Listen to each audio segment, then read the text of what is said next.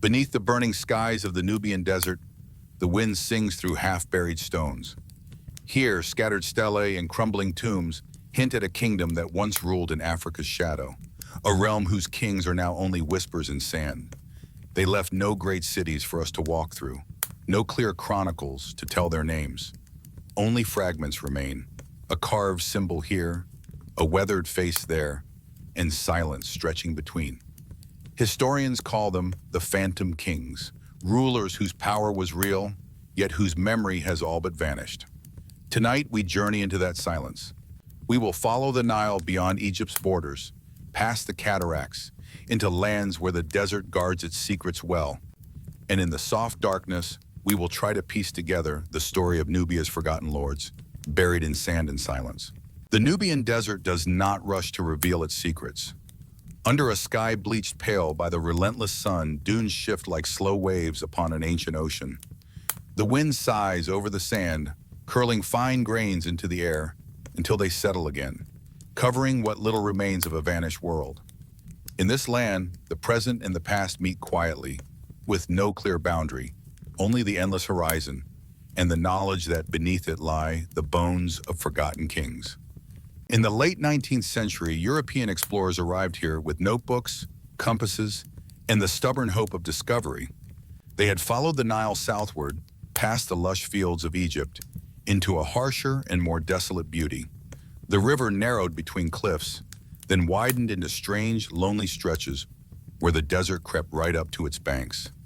It was in these places, far from the great temples of Thebes or the pyramids of Giza, that they stumbled upon something unexpected. Half buried in the sand stood weathered stelae, upright slabs of stone carved with figures and symbols the explorers did not entirely recognize. Nearby, low mounds hinted at tombs, their entrances long sealed or swallowed by drifting dunes. The workmanship was familiar yet unfamiliar, a shadow of Egyptian style but altered, simplified, and touched with a distinctly different hand. The inscriptions, when they could be read at all, were fragmentary and faded. Many bore royal titles. But whose? Historians would come to call these rulers the Phantom Kings of Nubia. The name was not meant to be romantic, but descriptive. These were kings who had clearly existed, men with power, wealth, and the authority to command stone to be cut and monuments to be raised. Yet their lives were obscured. No full king list survived. No great capitals lay open for excavation. Even their dynasties, their wars, and their triumphs seemed to drift in and out of sight, like shapes in a heat haze. To understand their world, we must first understand Nubia itself, a land that was never simply the south of Egypt, but a crossroads between Africa's deep interior and the Mediterranean world. Stretching along the Nile between the first and sixth cataracts, Nubia was both a barrier and a bridge. Its cataracts, rocky stretches where the river's flow became treacherous, protected it from easy conquest, but its valleys and riverbanks carried trade, gold from its mines, ivory and ebony from farther south, and rare animals that astonished foreign courts. For millennia, Egypt looked upon Nubia with a mixture of desire and caution. Sometimes it conquered, sometimes it traded, sometimes it borrowed bows, warriors, and ideas from its southern neighbor. In return, Nubian kingdoms absorbed Egyptian art and religion, but always remade them in their own image. Yet the Nubia of the Phantom Kings was different. Its connections to Egypt were faint, its monuments scattered, its records painfully thin. And that is the historian's great frustration here: the silence. The archaeological record is full of absences. An inscription may begin with the flourish of a royal titulary, then break off after a few lines where the stone has eroded. Pottery and tools are found without the settlements they belong to. Entire decades or centuries vanish from the ground, leaving only a gap where a history should be. The sands have buried more than the king's bodies. They have buried their voices. And so, as we begin our journey, we stand where those early explorers stood, looking at stones half swallowed by the desert, trying to imagine the living hands that placed them here, and wondering how much of this story the desert will allow us to recover. To understand the Phantom Kings, we must first understand the land they ruled. Nubia is not simply south of Egypt on a map. It is a narrow ribbon of life winding through an unforgiving desert, held together by the Nile. From the first cataract at Aswan to the rocky shallows of the sixth, the river carves a path between cliffs and plateaus, each bend revealing a different face of the land. At the cataracts, black granite boulders force the water into frothing channels, creating natural barriers that both protected and isolated those who lived here. This was no ordinary stretch of river. It was a corridor of wealth. For thousands of years, Nubia's hills yielded gold, soft and bright, the metal that kings and gods demanded. Traders carried it north, along with ivory tusks, dark fragrant ebony, ostrich feathers, and exotic animals from farther south. In return came linen, wine, incense, and copper from Egypt and the Mediterranean. Whoever controlled Nubia's riverbanks and passes could tax this flow of riches, becoming wealthy without ever planting a single field. Long before the Phantom Kings, this land had been home to great civilizations. The kingdom of Kerma flourished here as early as 2500 BCE, building monumental mud brick structures and commanding the respect, and sometimes the fear, of Egypt. Centuries later came the Kushite rulers of Napata, who would one day conquer Egypt itself, ruling as pharaohs of the 25th dynasty. Still later, the royal city of Meroe rose on the east bank of the Nile, famous for its iron smelting, its distinctive steep-sided pyramids, and its queens who reigned as Candaces, powerful in both politics and war. But Nubia's history was not a straight line of glory. It was a shifting pattern of independence, foreign domination, and rebirth. Egyptian armies marched south repeatedly, building fortresses along the river to secure gold mines and trade routes. Temples to Egyptian gods were raised in Nubian towns, their hieroglyphs carved deep into sandstone. Egyptian scribes recorded tribute from Nubia, but also uprisings and stubborn resistance. Over time, Egypt's presence left a permanent mark. Nubians adopted elements of Egyptian religion, art, and script. Yet the adoption was never passive. The lion-headed god Apetamak was theirs alone, as were certain burial customs and warrior traditions. Nubia absorbed Egypt's influence, but never lost its own heartbeat. This resilience would prove vital when Egypt itself weakened. As the Roman Empire faltered, trade routes shifted. In Meroe, overexploitation of resources and changes in rainfall patterns strained the kingdom's strength. By the 4th century CE, Meroe was in decline, its pyramids standing over silent tombs as the court faded into memory. The kingdom's fall left a vacuum, and it is in that vacuum that the Phantom Kings appear. But the emergence of these rulers was not like the rise of Kerma or Meroe. They left no sprawling capital for archaeologists to map. Their monuments were scattered, one here by the river, another days away across the desert. Their inscriptions were fewer, their political connections murkier. Some seem to have ruled only parts of Nubia, others perhaps claimed authority over trade routes, but not the farmland. This was not a unified state in the style of Egypt, but a looser, more fragmented landscape of power. And yet, even in obscurity, Nubia's character endured. The Nile still linked communities from the north to the African interior. Traders still passed with gold and ivory. Temples still echoed with prayers, though perhaps to gods whose names we no longer know.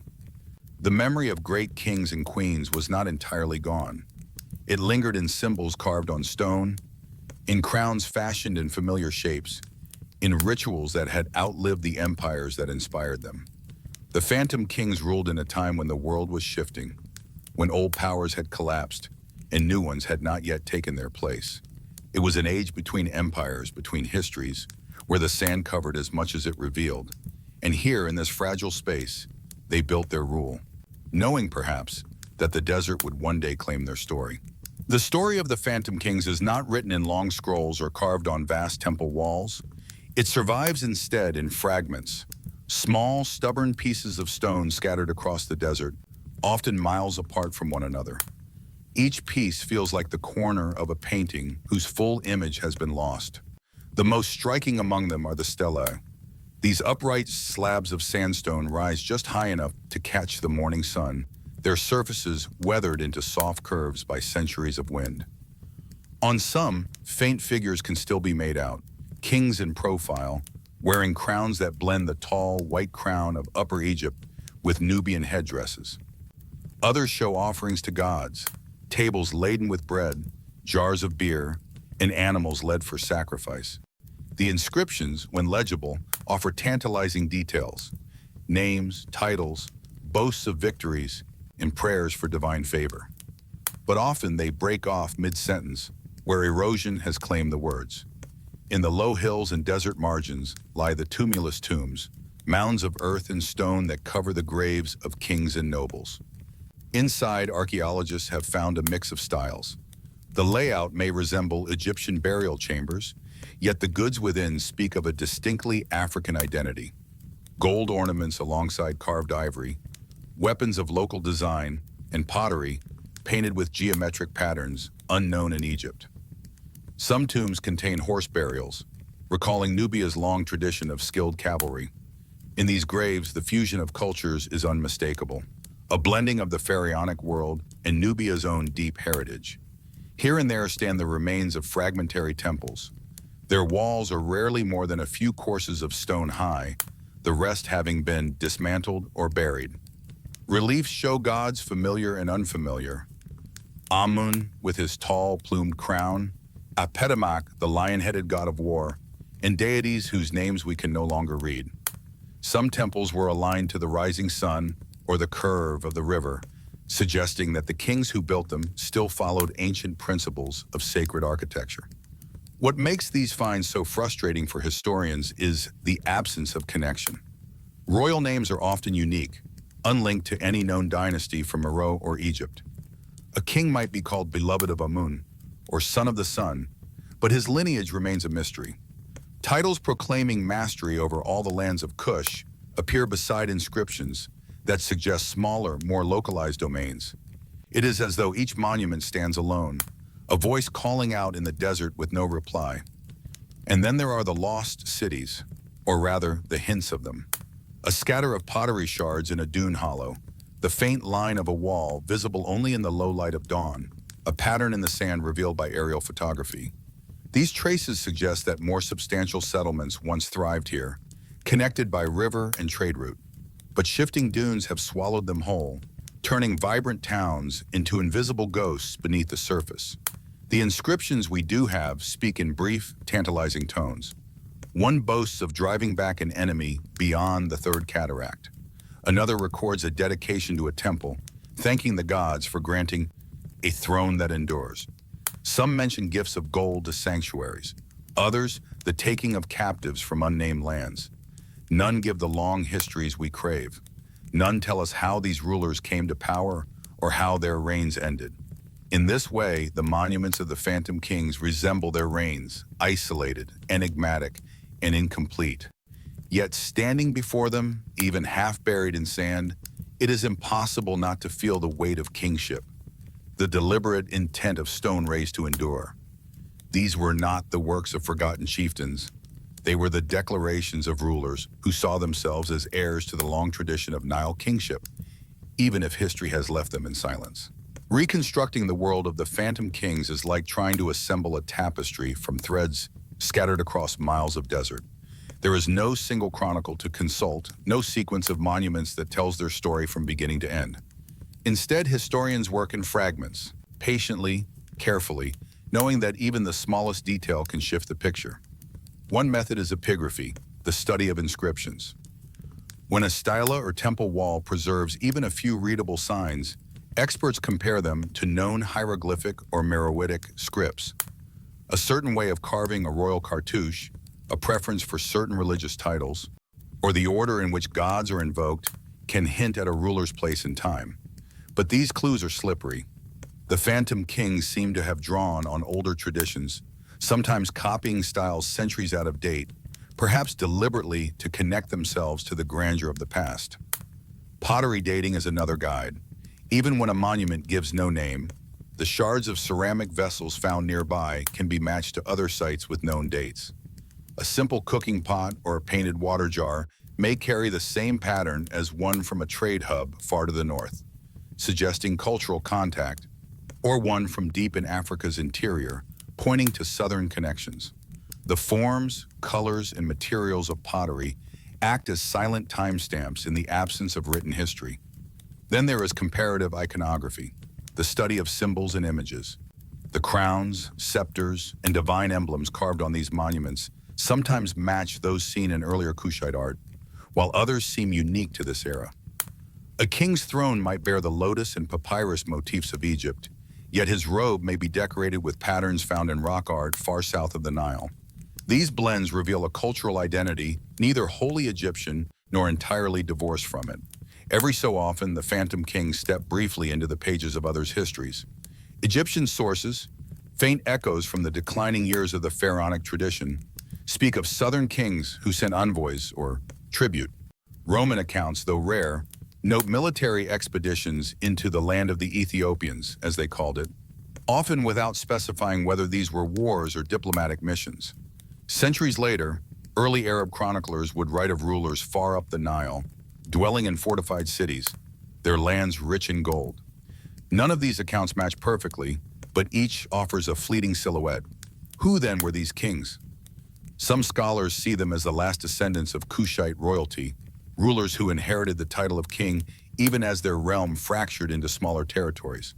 Others imagine them as independent warlords, each controlling a stretch of the Nile or a key trade route, their power measured in the loyalty of warriors and caravans rather than in acres of farmland. A third theory suggests they were federations of chieftains, united temporarily under a single ruler for trade or defense, then dissolving back into separate domains. Religion offers further hints.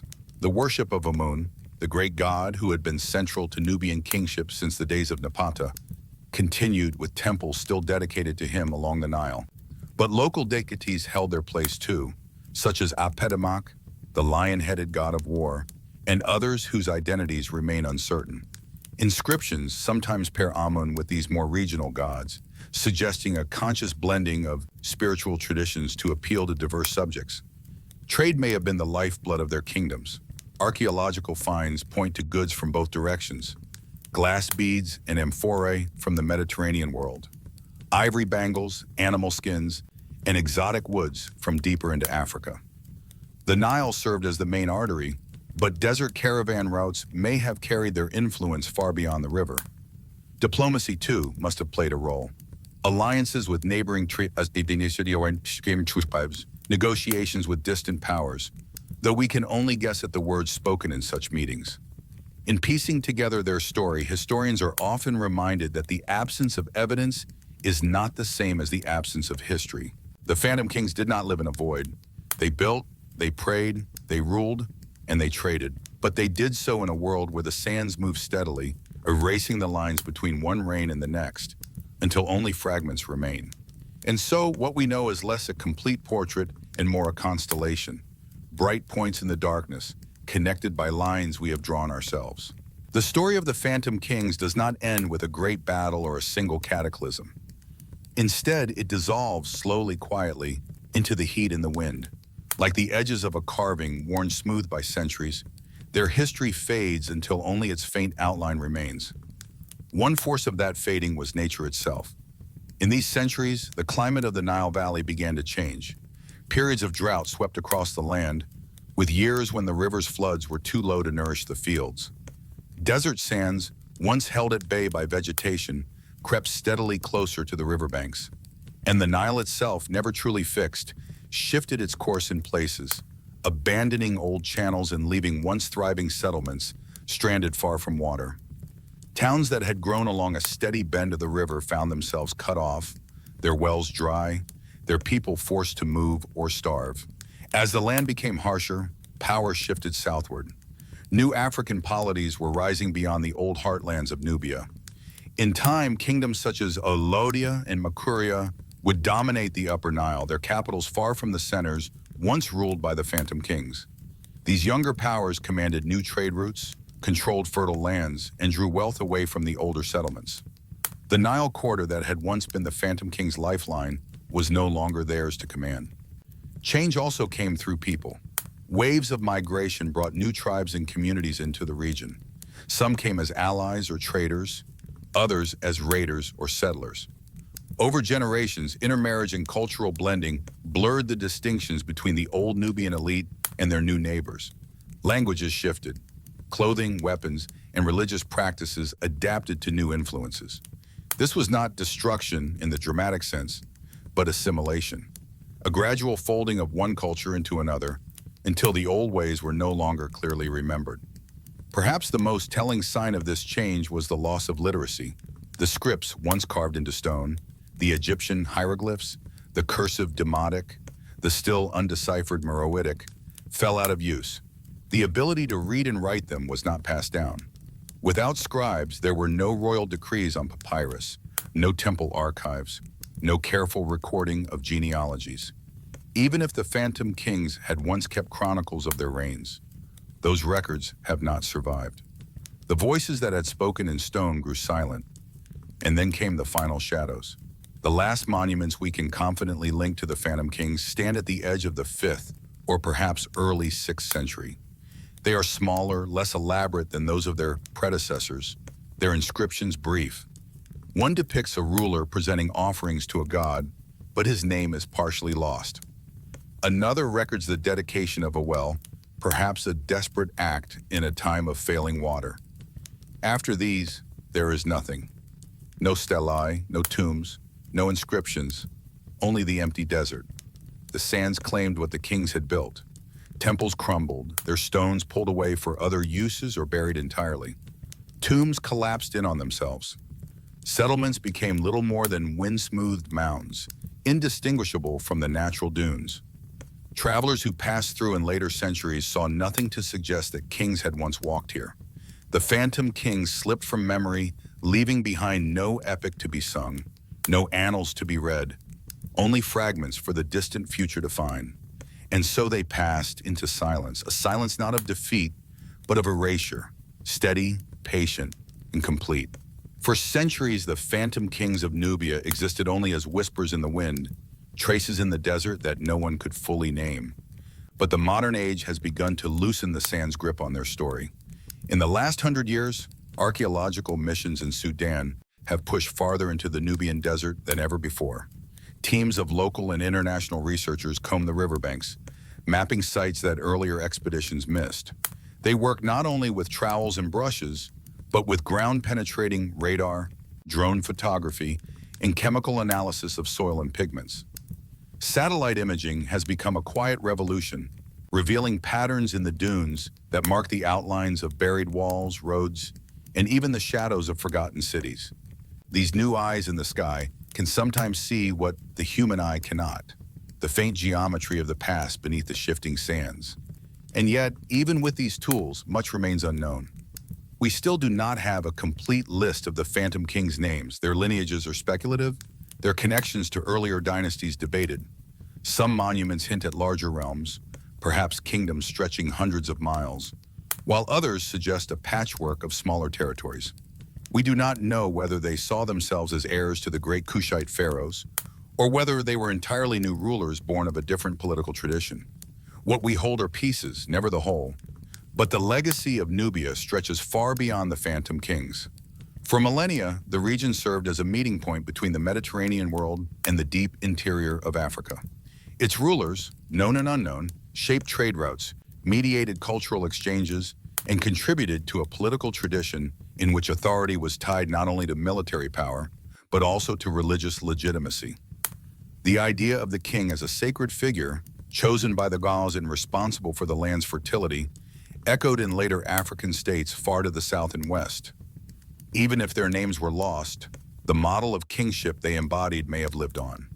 And then there is the romance of the unknown, that enduring fascination with rulers who ruled in silence. For historians, the Phantom Kings are a challenge, a puzzle with most of its pieces missing. For the public, they are an invitation to imagine, a reminder that entire kingdoms can rise and fall without leaving the tidy narratives we expect from history. Their very absence draws us in. We want to know who they were, what they built, and how they lived. We want to walk through their vanished cities, to stand in their courts, to hear their languages spoken again. Perhaps that is why the desert feels like more than a destroyer here. It is also a guardian. The sand has erased much, yes, but in doing so, it has also preserved. Monuments that might have been quarried away have survived because they were hidden, Inscriptions that might have been defaced remain legible, sealed in darkness for centuries. The desert keeps its secrets until the moment we are ready to find them. And so, the story of the Phantom Kings is not over. It is simply paused, waiting for the next generation of explorers, historians, and dreamers to pick up the trail. Somewhere beneath the dunes, perhaps only a few feet below the surface, lies a stone bearing a full royal titulary, or a scroll sealed in a tomb that will name the rulers we have known only in fragments. Until then, we can only listen. Listen to the wind moving over the ruins, to the rustle of shifting grains across carved stone, to the quiet that holds more than emptiness. It holds memory. The desert is both tomb and library, both grave and witness. And for those willing to search, it still has stories to tell.